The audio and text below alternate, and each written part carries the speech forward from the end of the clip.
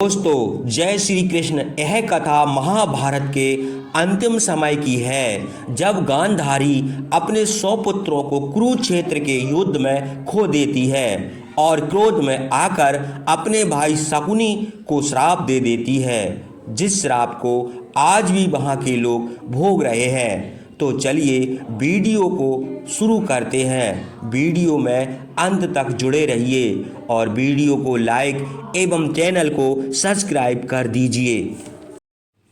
क्या आप जानते हैं कि गांधारी ने केवल भगवान श्री कृष्ण को ही नहीं बल्कि अपने भाई शकुनी को भी श्राप दिया था।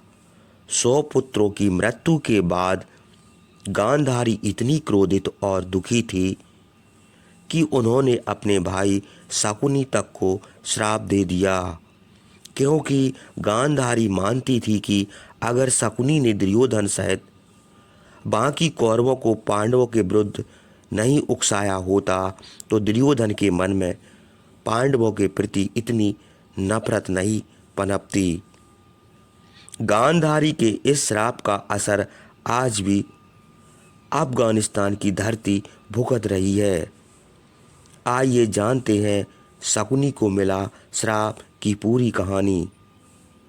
महाभारत काल में अफगानिस्तान को गांधार देश नाम से जाना जाता था। गांधारी और शकुनी गांधार नरेश सुवल के पुत्र पुत्री थे। महाभारत की कहानी के अनुसार राजा सुंबल के शकुनी सहित 100 पुत्र थे। पुत्री गांधारी जब विवाह योग हो गई तो उसके विवाह की बात करने के लिए राजा संबल कई ज्योतिषियों से मिले।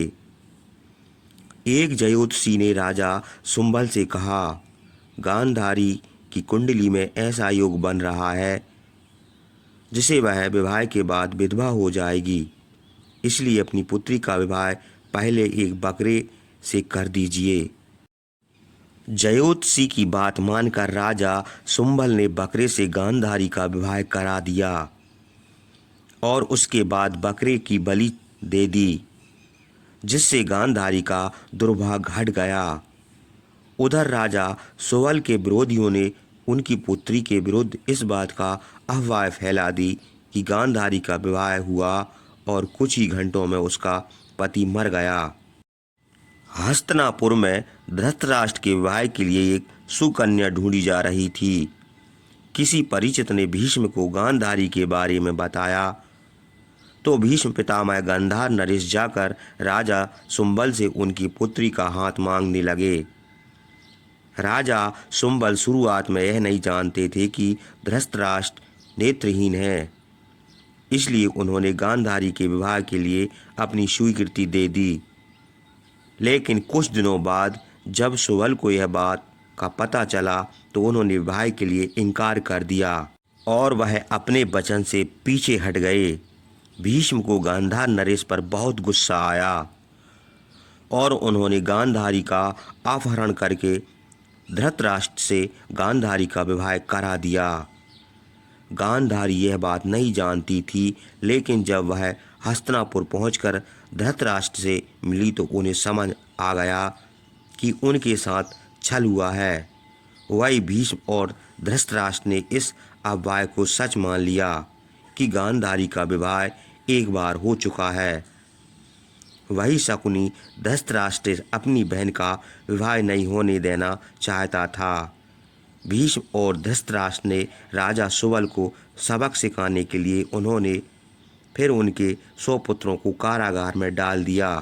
कारागार में राजा सुबल और उनके 100 पुत्रों को एक मुट्ठी अनाज दिया जाता था। एक मुट्ठी अनाज में 100 पुत्रों को केवल एक दाना ही मिल पाता था। ऐसे में सभी ने निश्चय किया कि वे अपना हिस्सा भी शकुनी को दे देंगे, जिससे कि शकुनी हस्तिनापुर के शासकों से बदला ले सके। अन्न न मिलने के कारण राजा सुबल और उनके पुत्र धीरे धीरे मरते गए। अंत में शकुनी बच गया। शकुनी के मन में हस्तिनापुर के राज को बर्बाद करने की भावना ने जन्म ले लिया। चौसर का खेल खेलने में माहिर शकुनी ने दुर्योधन की रुचि चौसर के खेल में जगाई। शकुनी दुर्योधन के साथ घंटों चौसर का खेल खेलता रहता था। यह चौसर का खेल ही था जिसने महाभारत के युद्ध में महत्वपूर्ण भूमिका निभाई, और चौसर का खेल हारकर पांडव अपना सब कुछ गवा बैठे। शकुनी ने दुर्योधन को उकसा कर हर बार काम कराया जो उसके खुद के लिए हानिकारक था। दुर्योधन को अति स्नेह करके शकुनी ने जैसे उसे अपना सेवक ही बना लिया था। यही कारण था कि दुर्योधन शकुनी के कहे अनुसार चलता था और उसने अंत तक अपने पांडव भाइयों को राजकाज नहीं करने दिया, जिसके कारण महाभारत का युद्ध हुआ और युद्ध में दुर्योधन सहित सभी कौरव मारे गए। कुरुक्षेत्र की भूमि पर जब गांधारी ने अपने 100 कौरवों को खो दिया तो गांधारी को बहुत ही क्रोध आया और वह बहुत दुखी हुई। गांधारी ने विलाप करते हुए कहा कि भगवान श्री कृष्ण चाहते तो युद्ध रुकवा सकते थे, लेकिन उन्होंने कौरव और पांडवों को लड़वा कर मरने दिया। इसलिए गांधारी ने भगवान श्री कृष्ण को श्राप दिया था कि जिस तरह गांधारी के कुल का नाश हुआ है उसी तरह श्री कृष्ण के यदुवंश का भी नाश हो जाएगा। गांधारी ने भगवान श्री कृष्ण को ही नहीं बल्कि इस श्राप से पहले अपने भाई शकुनी को भी श्रापित किया था। कुरुक्षेत्र की रणभूमि पर एक एक करके सारे कौरव मरते गए तो गांधारी को इस बात का आभास हो चुका था अब उसका कोई पुत्र नहीं बचेगा। गांधारी ने अपने भाई शकुनी से कहा कि वे युद्ध रुकवा दें जिससे कि विनाश ना हो पाए, लेकिन शकुनी गांधारी की बात नहीं मानी।